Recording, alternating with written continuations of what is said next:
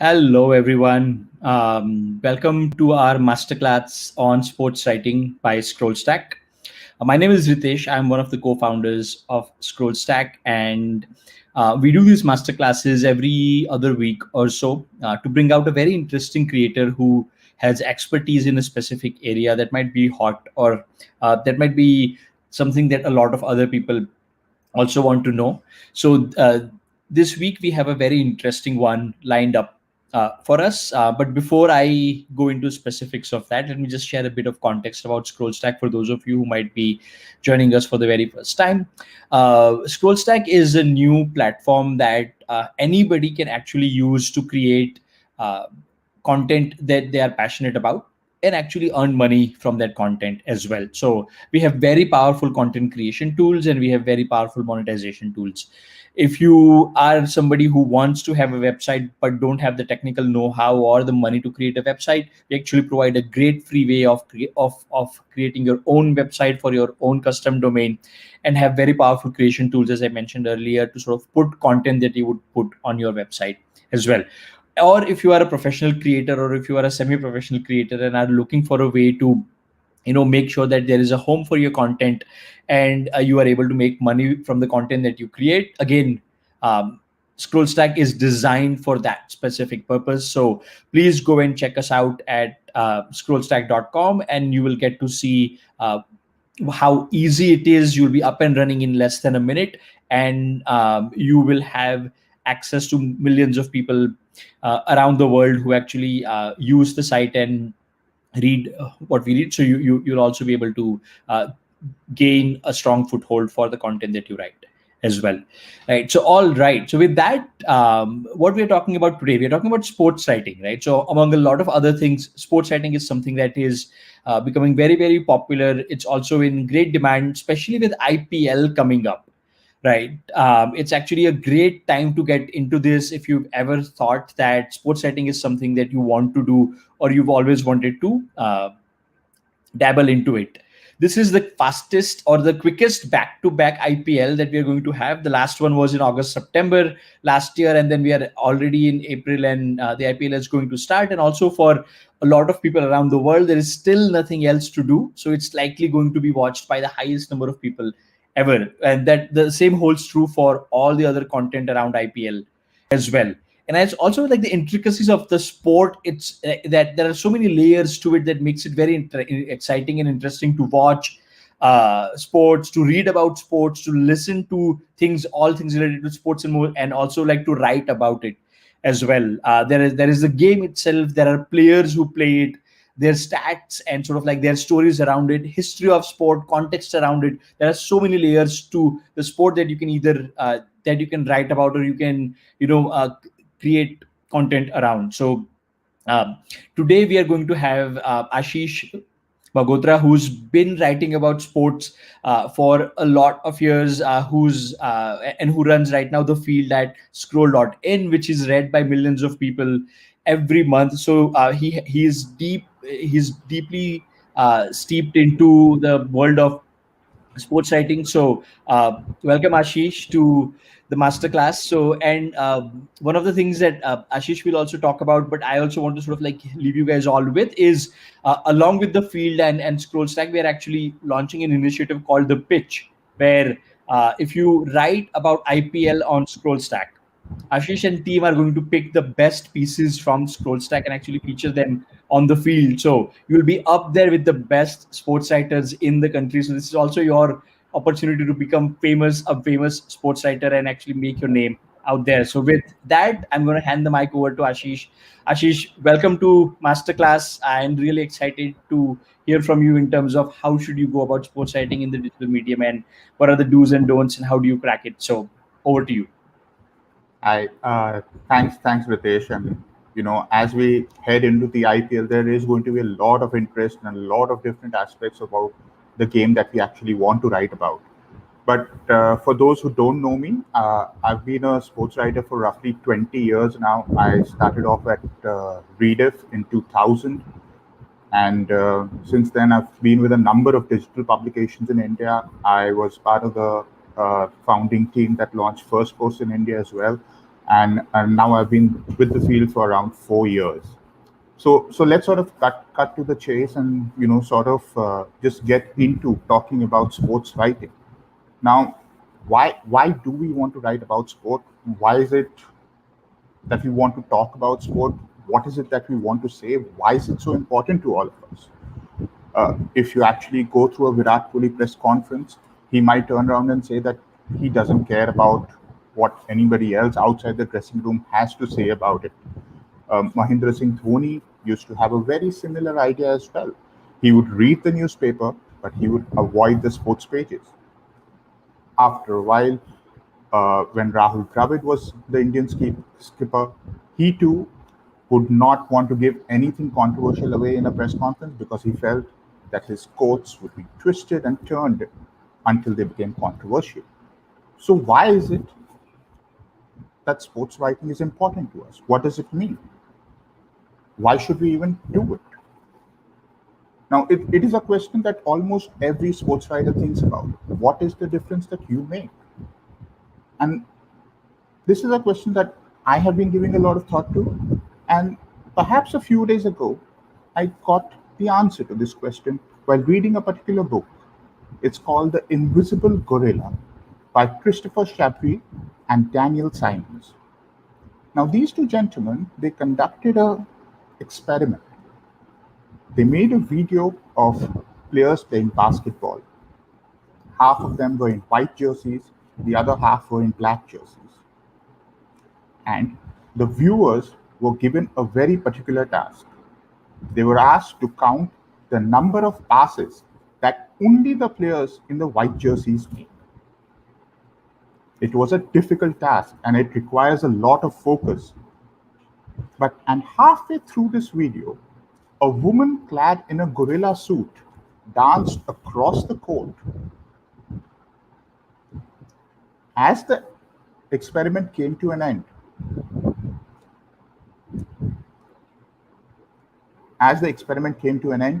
the viewers were asked whether any of them saw the gorilla. Most of them did not.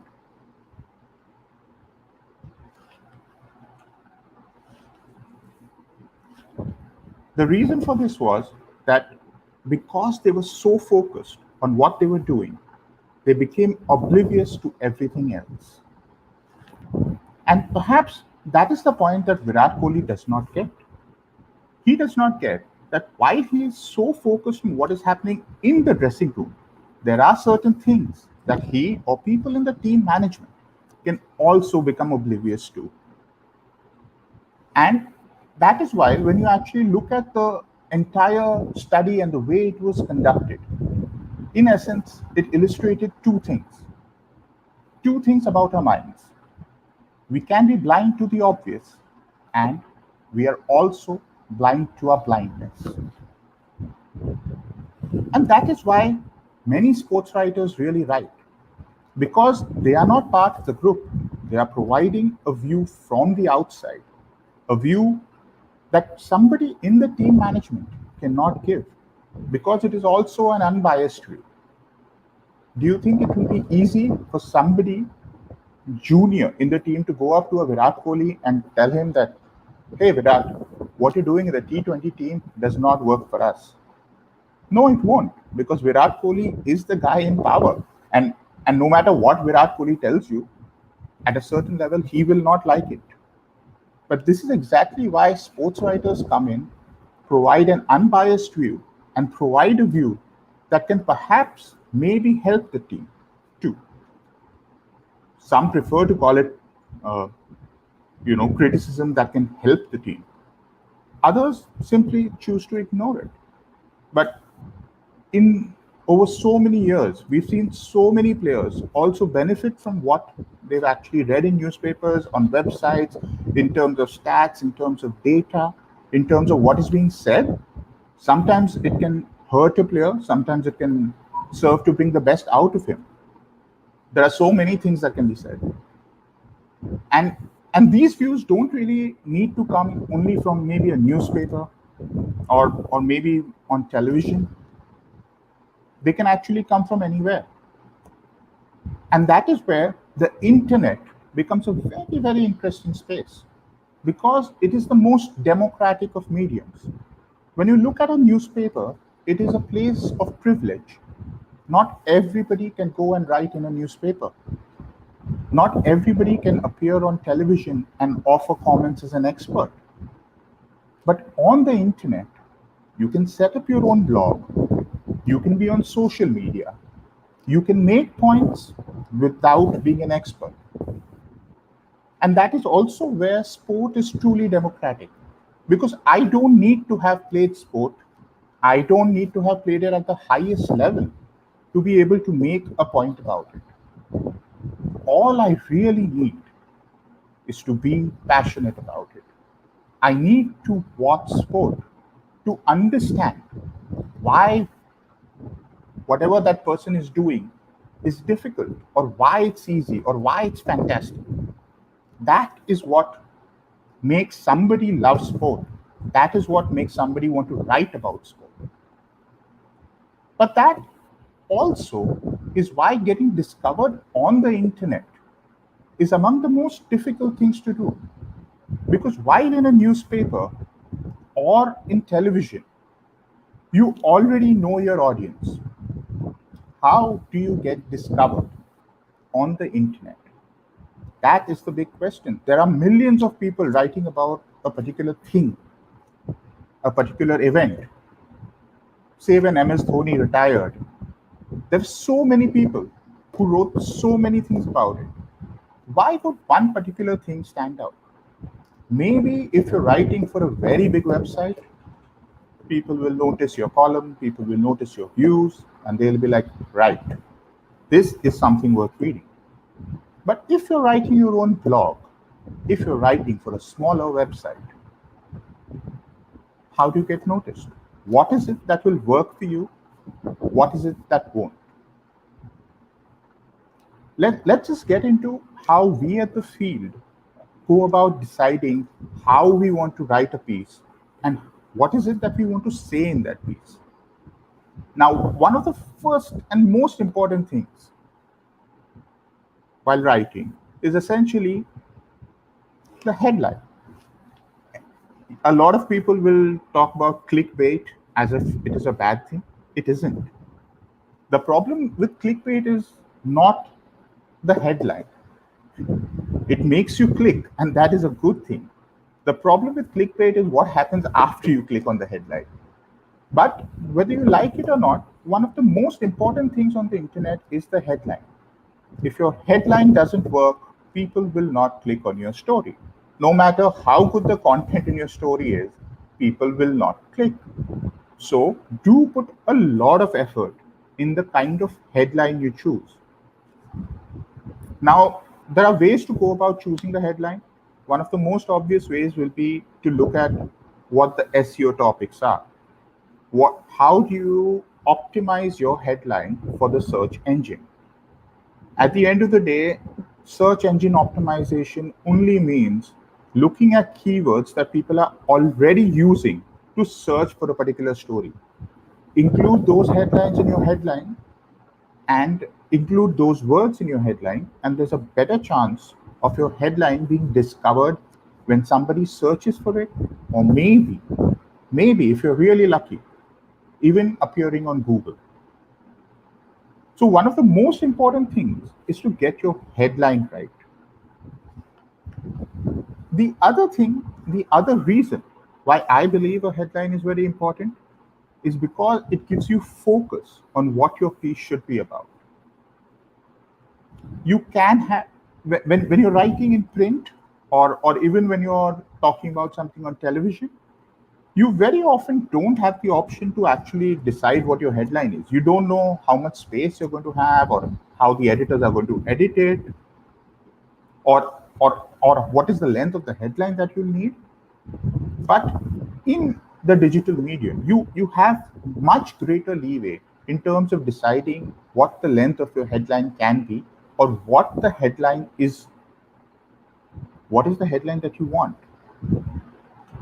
One of the things I generally do after I've finished my research for a piece, and after I've gathered all the material, and before I start even writing my piece, I try and figure out what is it that I really want to say through the piece.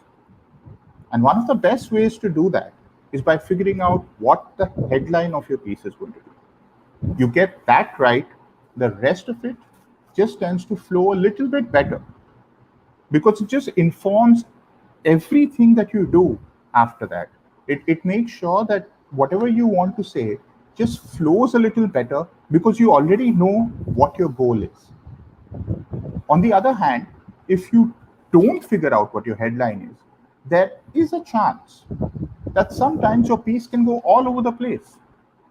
Because I'm sure you, and even I, when I'm writing at times, come across different ideas as I'm writing the piece.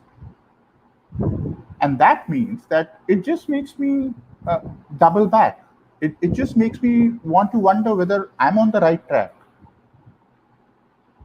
While that's a good thing on its own, the fact that you're actually thinking about whether you are on the right track or not, but it also means that if you have a deadline to keep, then you're in trouble.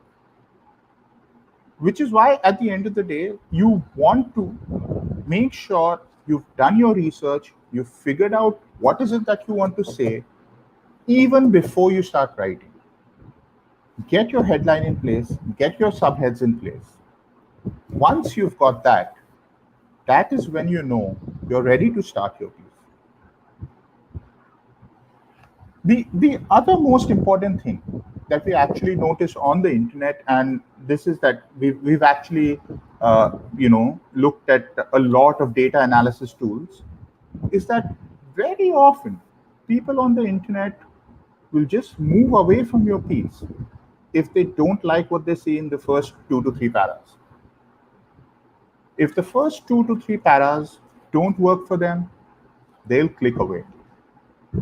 Now, this is a big challenge for people who are blogging on their own, have their own blog posts, right? Or if you're going to be on ScrollStack, right?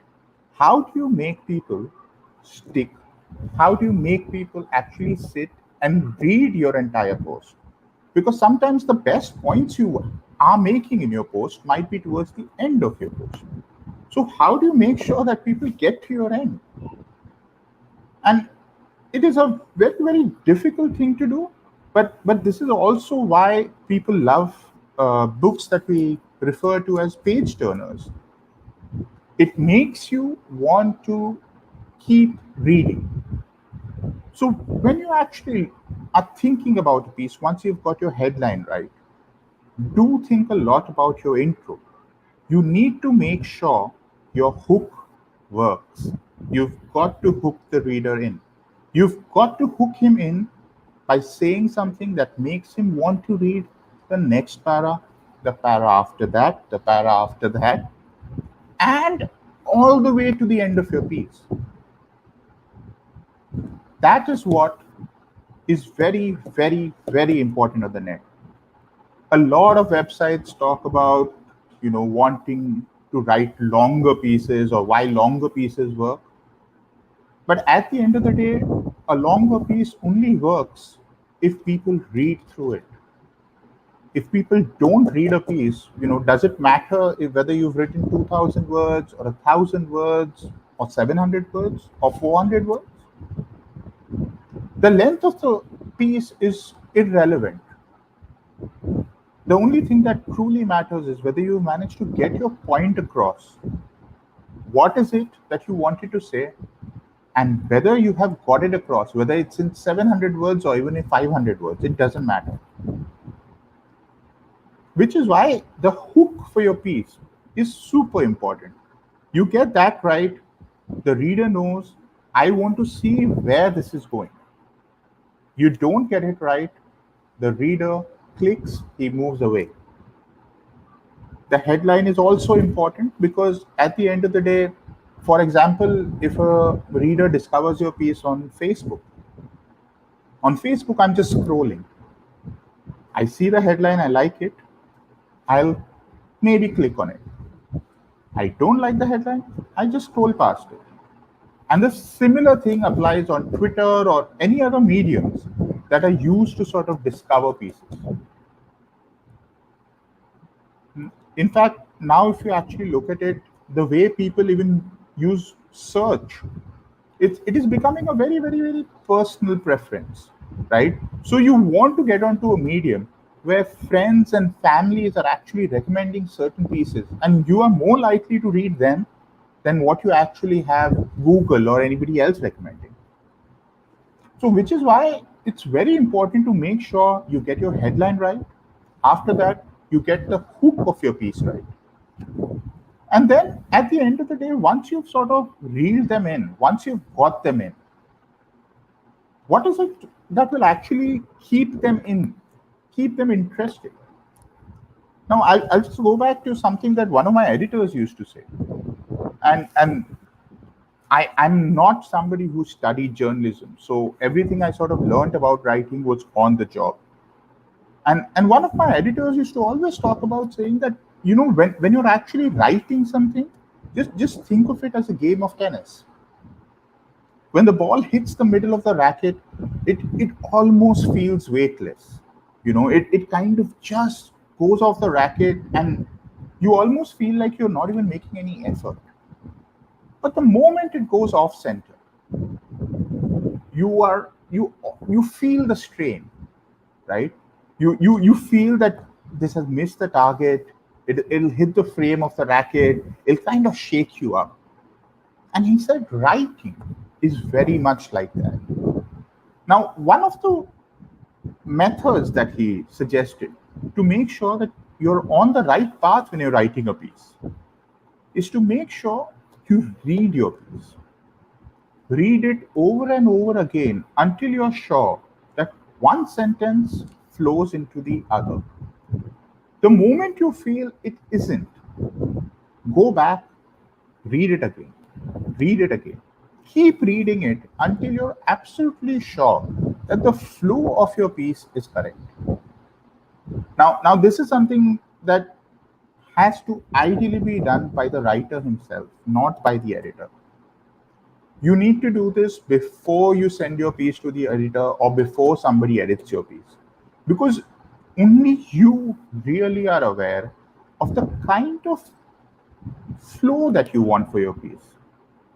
So before it goes to the editor or before it goes to anybody else, make sure you reread your piece. This isn't about discovering typos or grammatical errors. That is something that can be dealt with at a later stage. This is just about whether the piece actually flows. Because if it doesn't, then once again the reader will move away.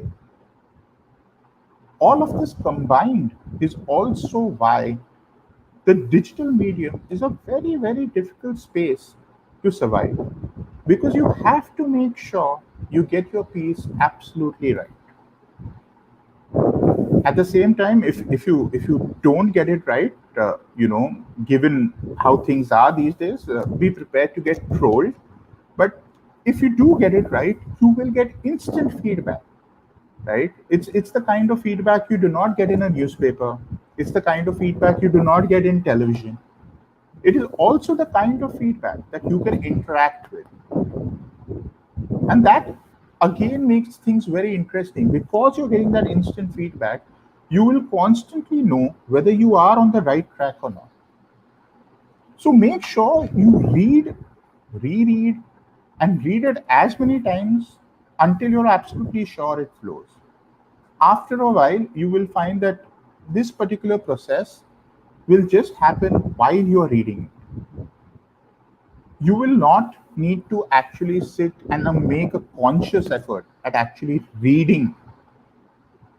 It's something that you'll just do it as you're writing. Try it for a while, and you'll actually notice it makes a huge difference to whatever you're trying to say. Now, one of the things in the digital medium that we're always asked about, right? That if there are so many people writing about so many different things, how do you get noticed? Right? If you want numbers, one of the most obvious things to do is write about cricket in India. No other sport gets you the kind of numbers that cricket will, right? But with so many people with access to so much more, writing about cricket, how do you get noticed? Why will you get noticed? Now, one of the most obvious things that someone suggests is try and carve out a niche. Now, obviously, carving out a niche will work. But what is a niche in cricket? Do we even have a niche in cricket?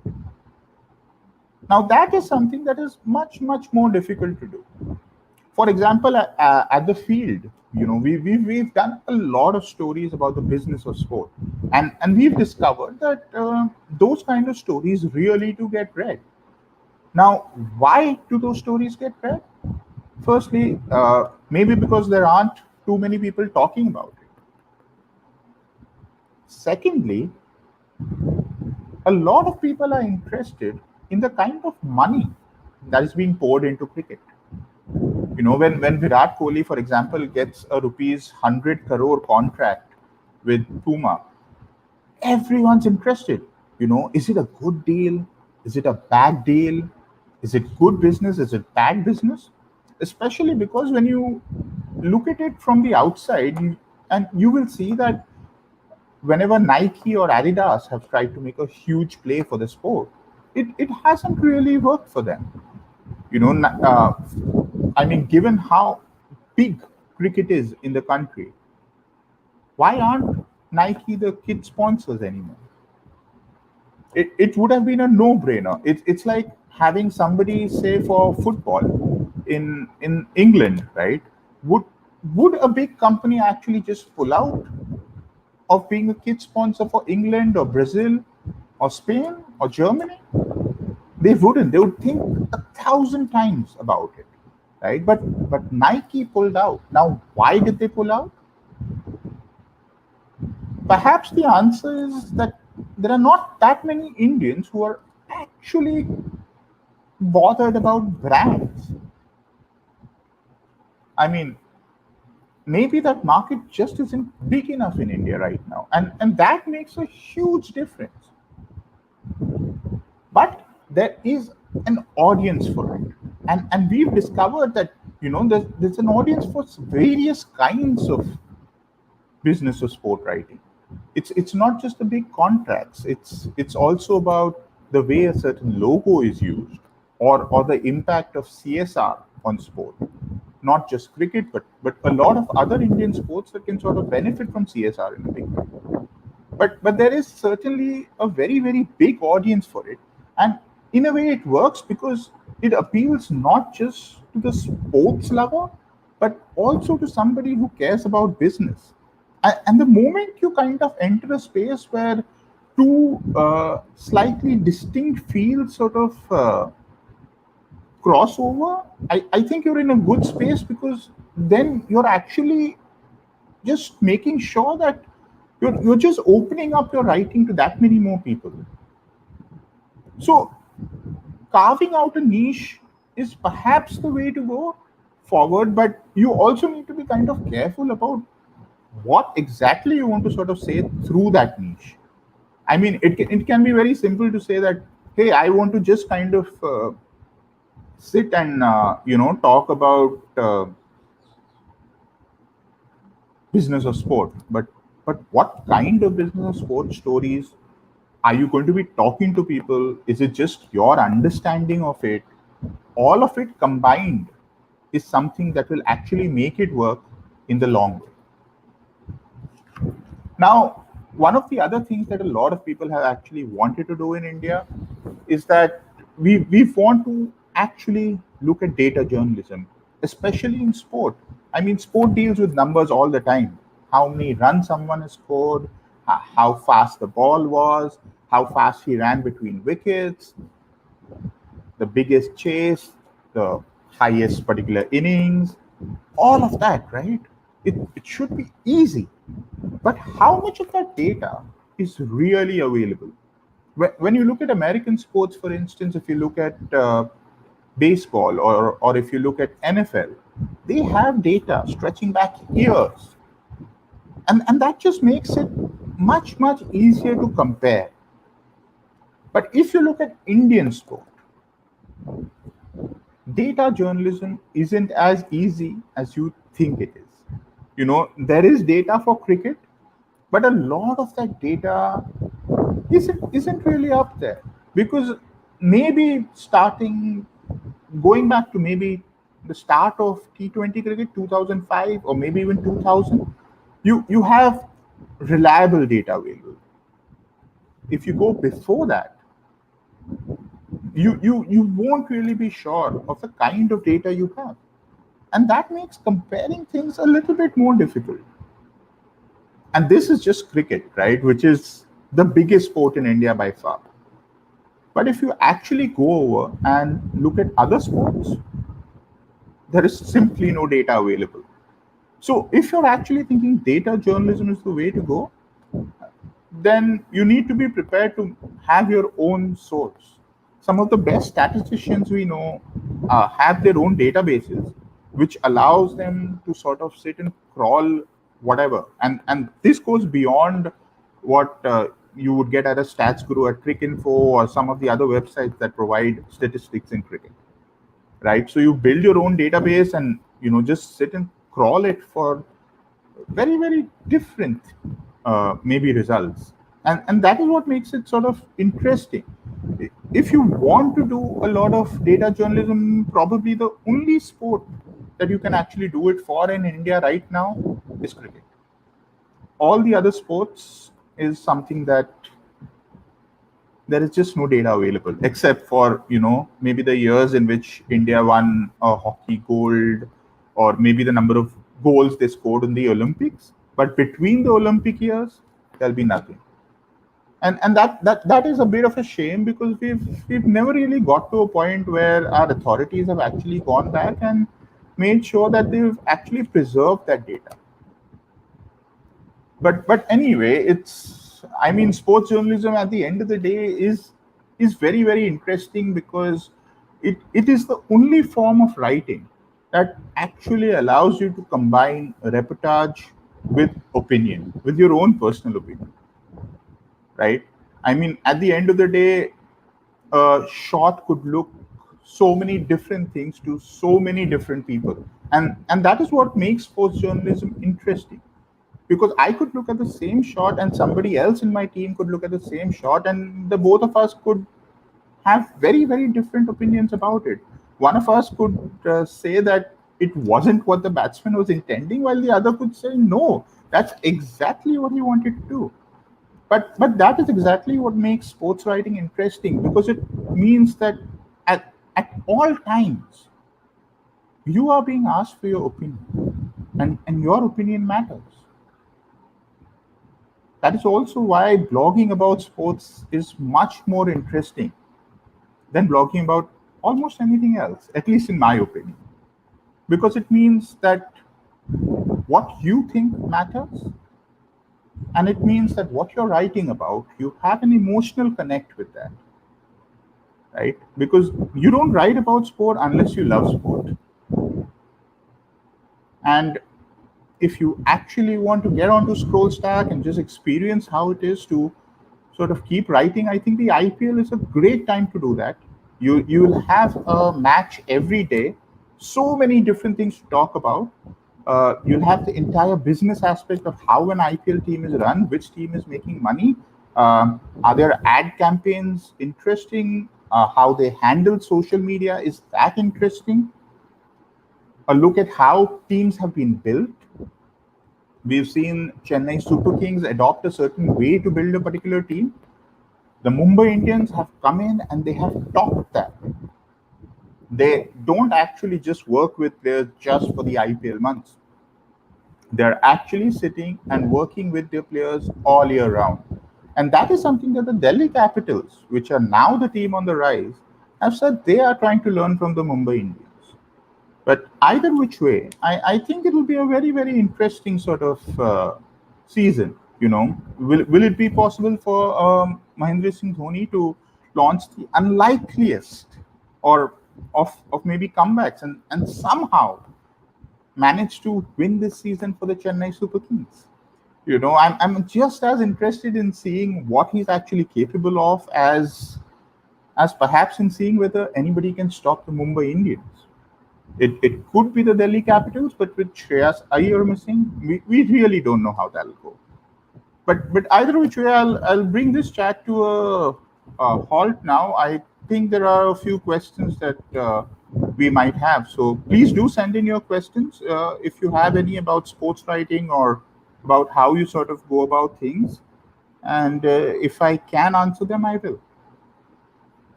I was muted. All right. Yeah. Thanks, Ashish, for all the uh, tidbits and how to go about this, how to think through it.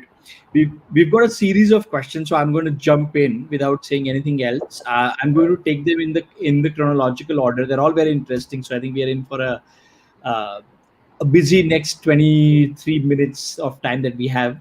Wow, With, 23 minutes, very yeah. exact. Vinayak is asking, tell us about your rediff days and sports writing experience back then. Curious to know how things worked then and what has changed significantly since then. Right now the Rereading days are very interesting. Because as I said, I didn't study journalism, so I joined Rereading to help them code. I ended up learning how to design, and I finally got into journalism. Thanks to Prem Panikar and Ivan Prasto and Fazil Sharif and Nikhil Lakshman, who were all my mentors, trainers, all of it all together. Right now, those were really early days in journalism in India, uh, and early days for the internet in India. Right, not everybody even had access to the internet. So a lot of what we wrote was not just for India. It was for people in the US who wanted to get back in touch with what was happening in India.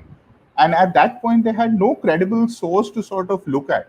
So a lot of our writing was also towards giving these guys a very, very accurate sort of representation of what is happening back home, whether that was writing about stuff or writing a match report. For example, one of the big things now that we have is that I can stream a match from anywhere. I can watch it on my phone. I can watch it at home. I can do it, right. At that point, there was no streaming available. So a match report that Prem Panikar would write, for instance, would sometimes stretch to 2,000 words, and people would love it. A 2,000-word match report, right? If you try writing that today, nobody will read it, because everybody now has access. They have a way to watch the game. So obviously, the way we now write about things also has to change, because now the audience we are writing for has changed. They're just much more informed. I had the option to not only follow the match on my phone, not only watch it, but I can also have a second screen experience on Twitter. I can also have a conversation with friends on Facebook. So I'm actually following the match on multiple platforms, and that just means that the way we write things now has changed so much.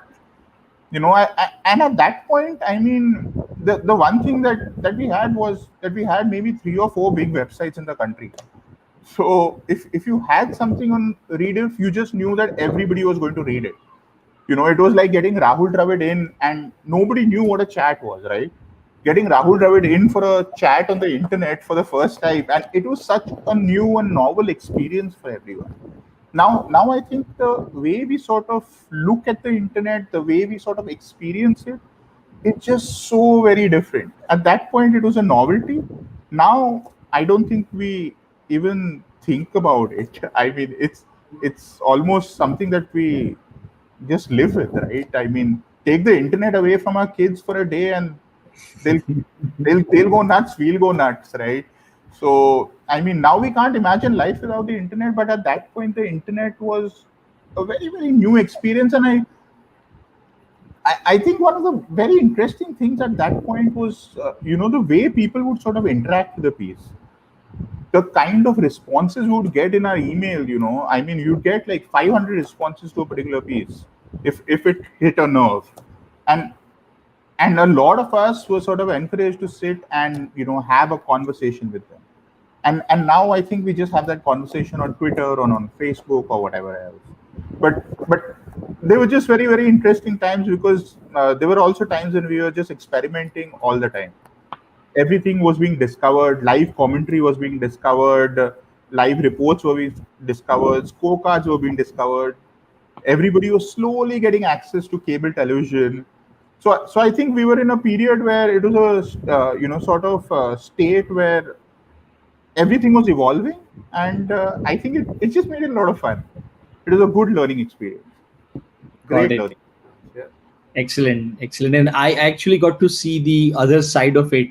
Living in the US from 2001, it was exactly what you described, right? Like we did not have access to any live streaming. I remember the first live stream that became available was 2003 World Cup, which was Right. $400, right? So ridiculously priced as well. So this was it. What you guys were doing was actually keeping us afloat. All right. So moving on to the next question by Naveen.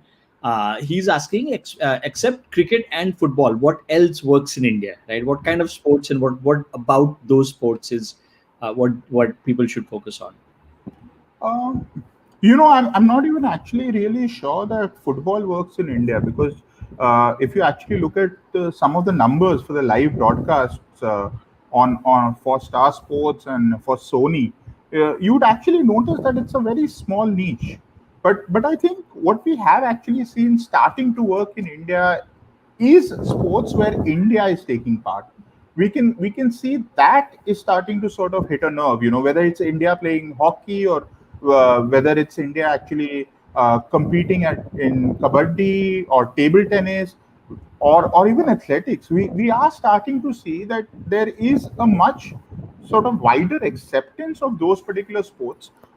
Maybe this has something to do with a bit of a nationalistic fervor that we're sort of seeing in India at the moment. But I think it's only sort of natural. You want your countrymen to do well. You want them to do well at the larger events. You want them to do well at Commonwealth, the Asian Games, and the Olympics. And I think what we are going to see, the growth is going to come in the Olympic sports. We are already seeing many Indian athletes start to compete at the world level and do it successfully. Many of them are the best in Asia already. We are seeing some make a mark at the world level, and I think we're really just waiting for maybe a champion or two to really emerge. It's been a while since we found that, but once we do, I think the growth will be fueled even more, because now with YouTube available, and the way in which a victory will get hyped up, I think it will certainly bring a lot more fans to the sport. It will bring youngsters who want to play the sport in also, because now, whether we agree or not, whether it's right to award athletes a big a huge sort of prize when they win something. At the end of the day, when you see an athlete sort of do well at the Asian Games and get 3 crore or 5 crore for it, you just wonder, is it about cricket, or is it about going to one of these games and getting a gold medal at an Asian Games or the Olympics or something, and you're set for life, right? I mean, whether we like it or not, sport is also a career option for many. A lot of people think, oh, I just need to play sport. I don't think it really works that way. And end of the day, you want to be playing it. You want to be playing at a professional level, but you also want to make money from it. It's not just about passion. And I mean, otherwise, it would be pretty unfair to expect people to go out and play sport while all of us are sort of doing corporate jobs and sort of earning decent salaries, and say that, hey, why don't you go there and not earn anything for like 10 years and then hope you have a huge pay packet? Which is why I always believe that rather than actually giving the athletes big money, put the money back into infrastructure at the grassroots level. Get your coaches in order. Get all of that in order. And I think we'll have our Olympic champion pretty soon. Yeah, in say another 4 years, maybe another 8 years. I think we should see at least a few more Olympic champions emerge from India. Got it. Excellent. So next question is by Rahul Pandey. He's asking, with so much heat around a big match, do you willingly look for some unique topic in a journalism setting, or does it come naturally? So does it emerge in terms of like, do you what you write about? See, I don't think you go about looking for something unique, right? It's. I mean, if Mahendra Singh Dhoni hits the match-winning six, right? On that day, you cannot be going around and looking for a unique topic, right? It would be rather silly because but maybe what you are looking for is a unique way to sort of describe that six, and there are ways to sort of do that, right? You can describe it from the audience's point of view, or maybe after a conversation with Mahendra Singh Dhoni in the press conference, you can talk about it from his personal viewpoint, or perhaps you can talk about it, just from your particular viewpoint, and the kind of emotions it sort of brought about in you when you saw that shot being hit. At the end of the day, sports is also all about a emotional sort of connect. At the end of the day, that is why it's interesting, because when you watch something, it triggers something in you, and that is what makes it unique. So whether you like it or not, everything written about sport is unique in a certain way, because it is your viewpoint, and your viewpoint is unique. So I don't think you should ever go about looking very, very specifically for a unique thing. If it is something that you believe is important, needs to be said, right? Then you need to say it. You don't go around looking for a controversy. I mean, that's not the kind of journalism that you really want to do. You want to look for the things that need to be said, and if it hurts someone, or if someone doesn't like it, then so be it. But if it needs to be said, it needs to be said, and that's the only unique you need to look for, right? Say it if it has to be said. Don't worry about the consequences after that. Got it. And I just want to sort of like mention that these aspects of sort of like sports writing, right? Like where every individual opinion or outlook comes in is what ScrollStack and the pitch is actually great for, right? Like for example, Rahul, if you have a different perspective, or if you have various things that you actually want to say that nobody is talking about, go ahead and create a ScrollStack account, write about it, whether it's IPL, whether it's something else. And this is what like the whole entire initiative platform, the pitch, the competition is all about as well. Where like if you have a very unique, high quality piece about your perspective on a match, I think again it will have a very strong chance of being featured on the field through the initiative. So this is what the blogging platforms, the social platforms are all about as well. All right, so moving on to the next question. Abhishek Bharti is asking, how do you make a career in sports journalism? What are the job opportunities, pay packages, which might be hard to share? But essentially, I think he's looking for some guidance on how do you make it in this cutthroat world of sports writing. Abhishek, I think the one thing you should do is write. If you want to be a writer, try and write as much as possible, read as much as possible, and don't read just sport. Read everything, right? Because you don't know what might actually inform you in some particular way, and that might impact your writing. In the past, we've sort of had people come in for interviews, and as part of the entire process, we had some questions about general knowledge, and some of them just turned around and told us we don't do general knowledge. Now, what does that mean? What does that mean? We don't do general knowledge. I mean, how do you not do general knowledge? Because at the end of the day, something happening somewhere in the world, might be important to your sports piece as well. For example, if you look at everything that's happening around COVID in Maharashtra, right? If you don't know what's happening, you will not even have an idea of whether this should impact the hosting of IPL in Maharashtra or not. So everything is sort of connected. There is no saying that this should not be connected to that, or that should not be connected to this. For example, Narendra Modi sort of having a stadium named after him in Ahmedabad, right? I mean, there might be some people who would say that, hey, this should not be connected at all, but it is, because everything that happens around sport is sport. I mean, that whole era where people used to say that, hey, sportsmen should stick to just sports, right? I mean, that's history, right? And similarly, saying that sports writers to just speak to sports is also history. So you basically go around, read, write, and keep writing as much, because the more you write, whether it's on your blog, whether it's on ScrollStack, whether it's a pitch you send to someone, everything will sort of come together for you at some point. It will just make your writing better. Whether it's the flow of your writing, it will just become more natural. So at least to begin with, that is what you got to do.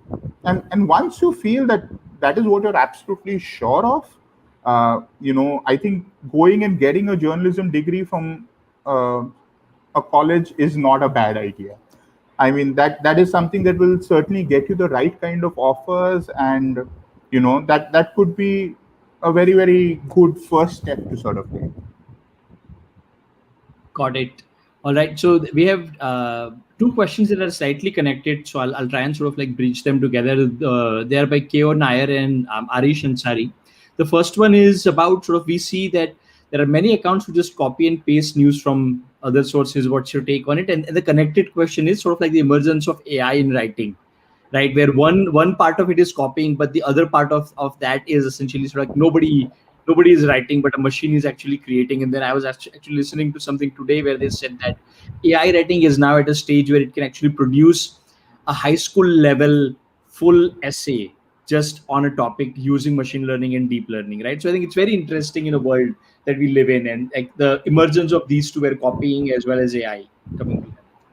Yeah, I'll take the question from Mr. Ansari first. And I mean, we've seen articles about Bloomberg where they have said that they've actually used AI to write business articles, and a lot of those articles just come out fine, because also a lot of those articles are just looking at data. You take certain data points and you write them, and from that particular perspective, it could work in sport as well. Only when you're using certain data points to write a very, very straight report. When you've not been able to watch a match, sometimes we'll look at a scorecard, we'll kind of just say that, okay, this fellow top scored, that fellow took the most wickets, and maybe those kind of reports could be something that AI could look at.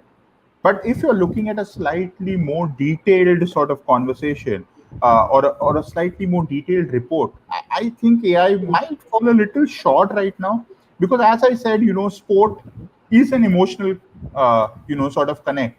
For example, if when Sachin Tendulkar got out on, say, 94 in England, when he wanted to get to his 100, right? And AI might look at that and say that, oh, it was just 94, 6 runs short of his 100. He got out. What do I do about it? All of us in India were like, oh God, he hasn't got to his 100 again.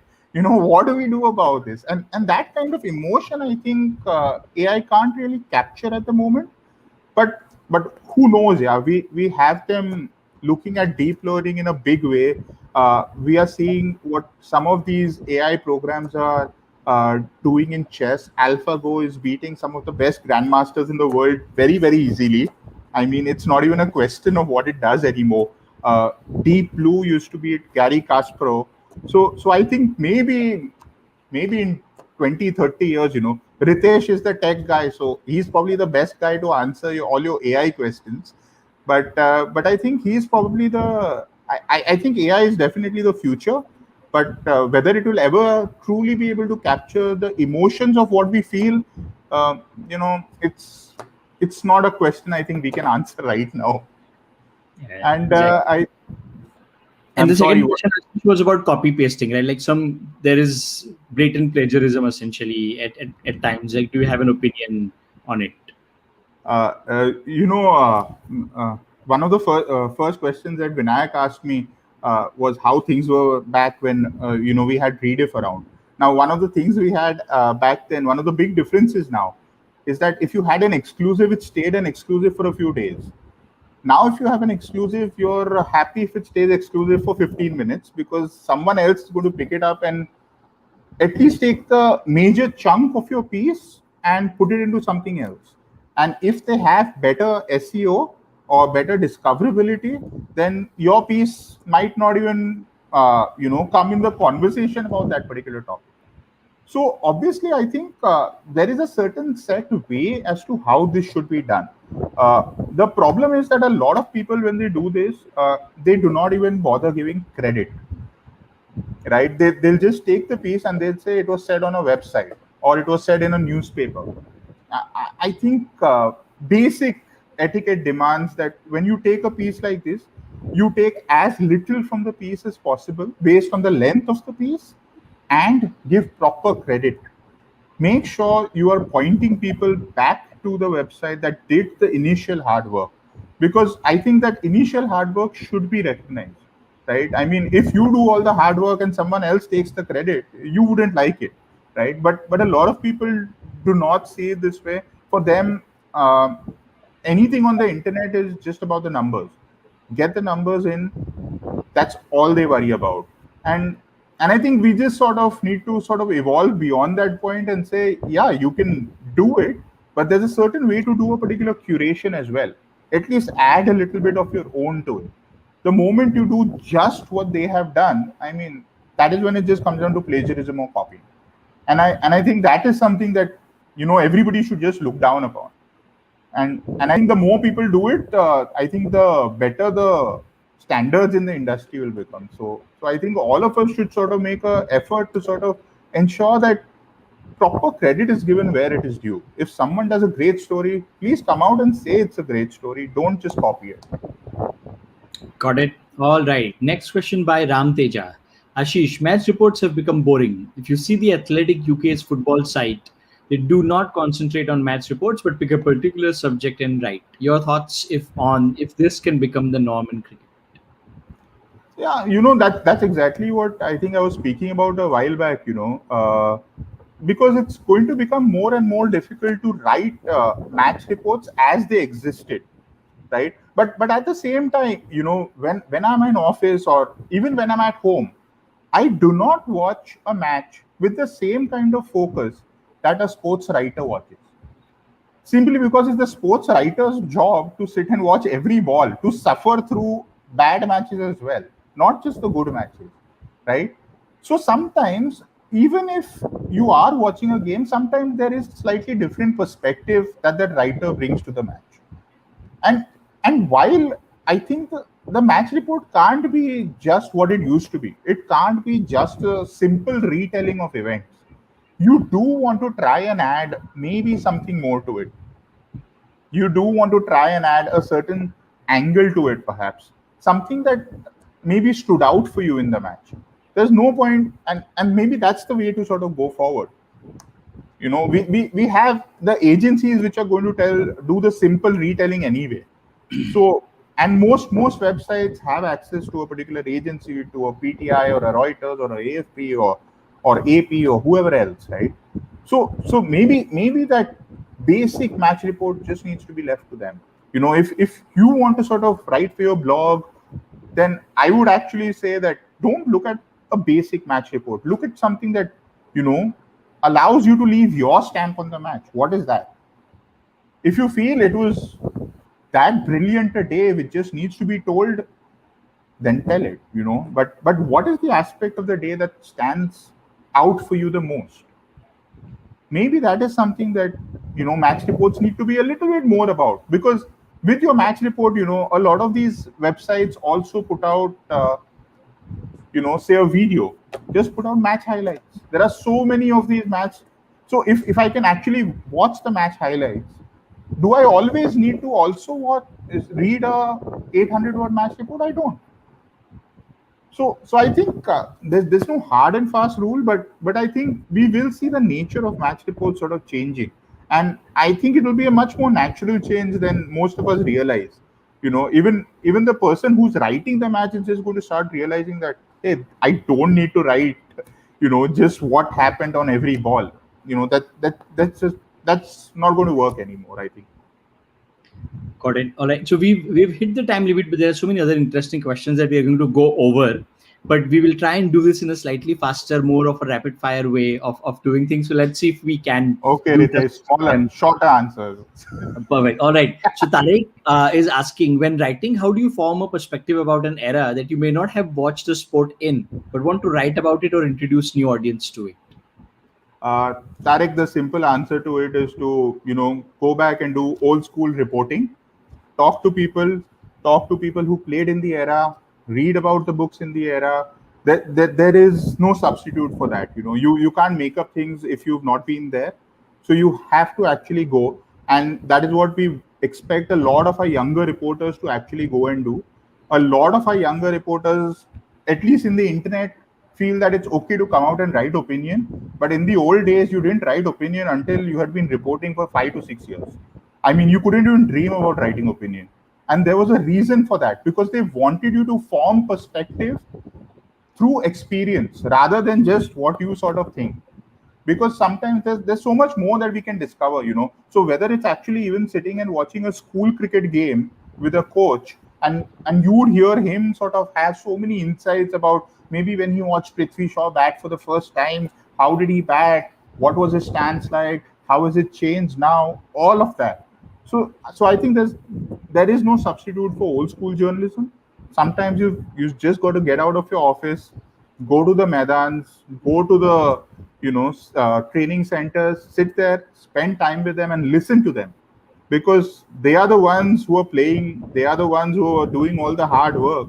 I don't think your perspective can match theirs. So you have to learn from those who sort of been through it. So speak to them, read about it, and hopefully you form the right kind of perspective. Just speak to as many people as possible. Got it. All right. So Shantanu is asking, what's the future of digital sports journalism in India? Do you foresee far less ground reporting because of that? Uh, we just sort of touched upon it, like, as I actually see ground reporting increasing, because on the internet, I'm not worried about space, right? I can actually look at niche sports and write about it. In a newspaper right now, in the Times of India, I get one page of sport. Yeah, how much sport am I actually going to fit in? Sport from all around the world, sport from everything that's sort of happening in India. It's impossible, right? I just don't have the space. And the same is actually true of television as well. We've actually seen sports. The sports show sort of go out of vogue. We don't really have sports shows on television anymore. There are very few channels that actually have sports shows. So I actually see ground reporting increasing in India, and I actually see a lot more reporters looking at niche sports. Somebody is going to look at badminton in great detail, somebody's going to look at wrestling in great detail, and maybe we'll have a golden age of sort of part-time sort of storytellers sort of emerging in India. Guys who truly love a sport and who are out there and who are actually being able to report on that sport they love, because in a newspaper they wouldn't get space for that, because the newspaper wants cricket, because cricket gets eyeballs, right? But maybe in the future we are going to see India emerge, India get medals in other sports, and I only see that happening very soon, and I think that is going to emerge in with more ground reporting. It will not be less. Maybe at this moment we feel because of COVID and all, there are sort of budget restrictions and all of that. But even before that, we were trying to do as much ground reporting as possible. Maybe you just need to focus on the right kind of events that you sort of want to go and cover. One event that will give you access to more people. Maybe that's the way to sort of go forward and do this. But I definitely feel it's something that will work. Yeah. Got it. All right. We go from ground reporting to opinion now. Radhakrishnan wants to know if you feel that the sport administration in India that has failed the sportsmen in India. Many would argue, yeah, and I think they would be right, because at the end of the day, a lot of these sports bodies have had the same president for like 15 years, for 20 years. If it's not the same president, it's the same secretary. But that said, not every president or every secretary is bad for the sport. We have seen in the past that there are some who've actually gone out of their way, and we've seen good things happen to the sport.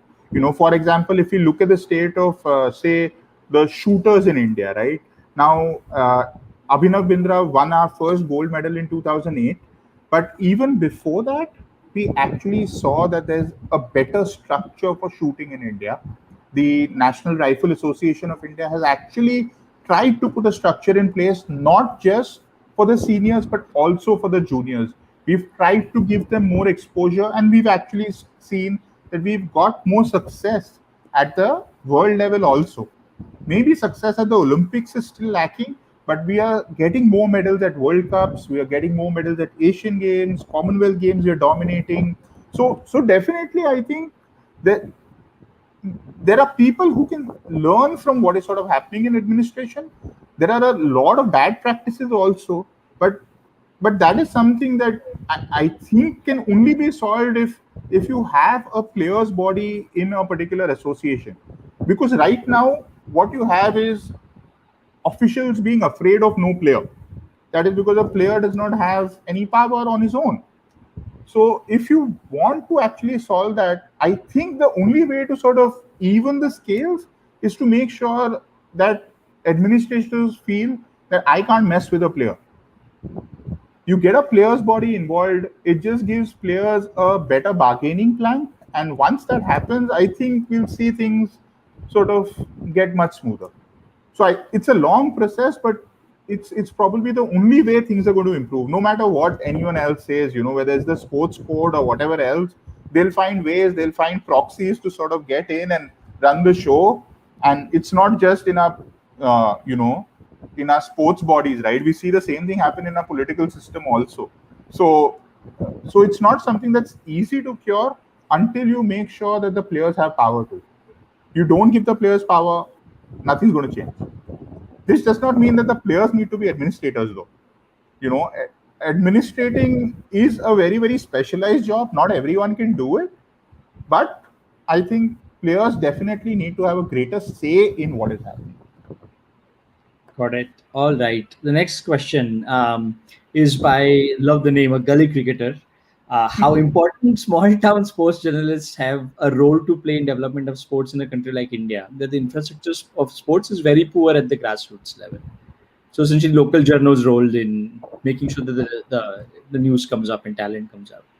Yeah, I honestly feel some of the best stories in India, sports stories, are the stories that are not told. You go to some villages, they'll have one ground, and suddenly you'll see an athlete sort of emerge from there, right?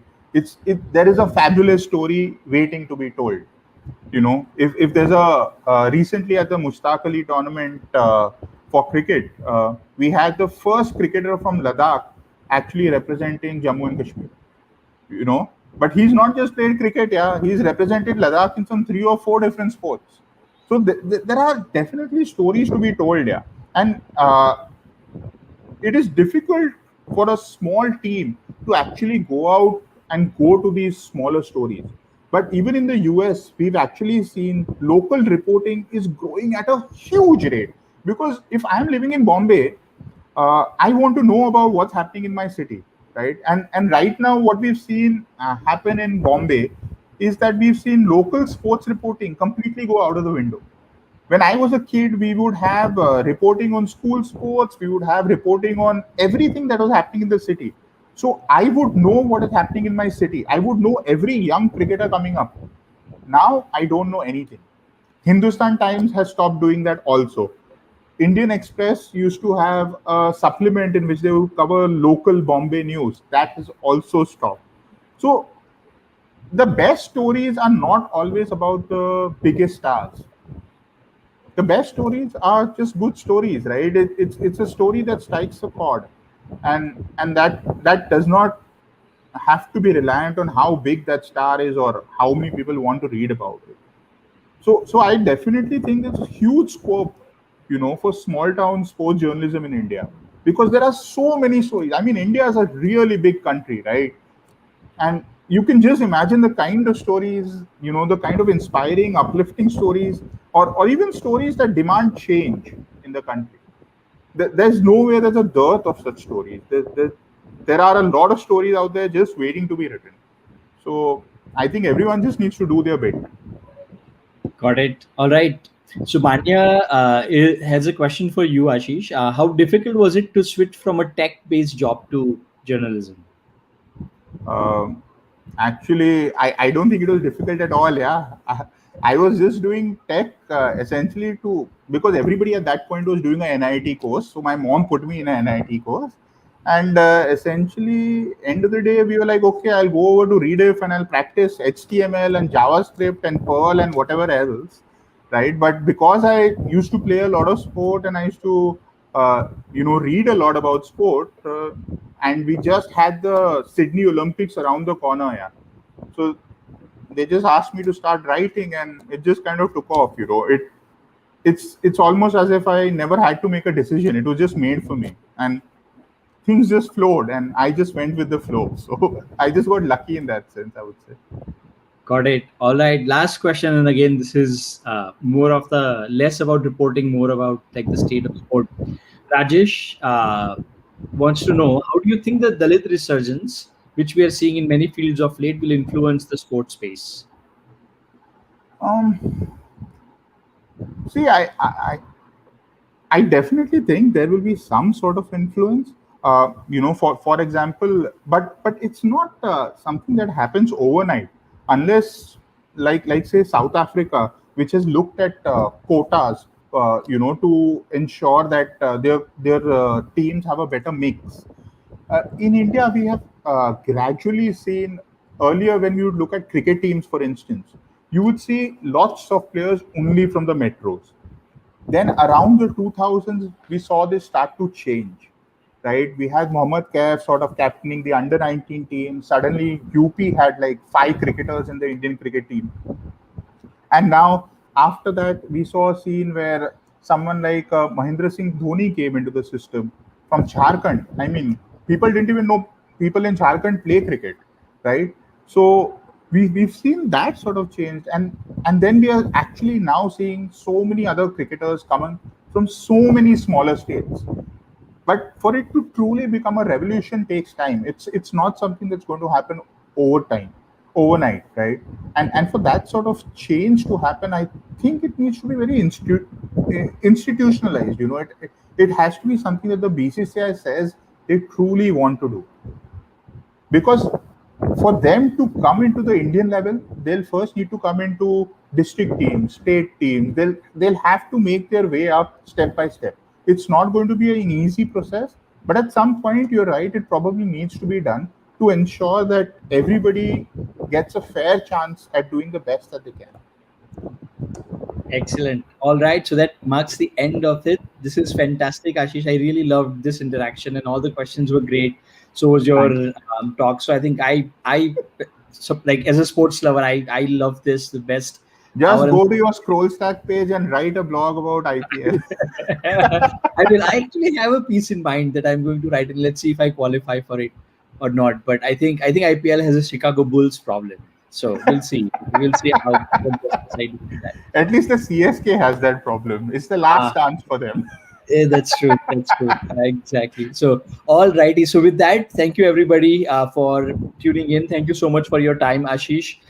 Everyone who sort of like listened in, as Ashish said, highly encourage you guys to go and start writing about it. Whether it's on ScrollStack, whether it's on somewhere else, wherever you write. As Ashish said, keep writing, keep at it. There's a very bright future for sports writing in India. We believe also we are at the very early stage of this, right? I think as somebody early on pointed out, like the athletic in um UK, there are like again like baseball and football and basketball. If you read about it in the US, you will see that everything from school sport to college level NCAA to the professional leagues, right? The amount of writing that happens on these sport is phenomenal. And then again, this will get better as we go on, as access improves. So everybody who's interested in this, know that you are at the very early onset of this becoming really big in the next few years. If the same patterns are to be repeated, which there is no question why they wouldn't be. So yeah, keep at it. You have lots of different platforms that you can do this on. So take advantage of everything that's available, and tune in to the next masterclass when we have this. So with that, have a great evening. If you are in India, if you are elsewhere, have a great afternoon or morning. And thanks again, Ashish, for your time and expertise. Cheers. Great Cheers. having Take you care. on this. Yeah, All right. bye. See you guys. Bye.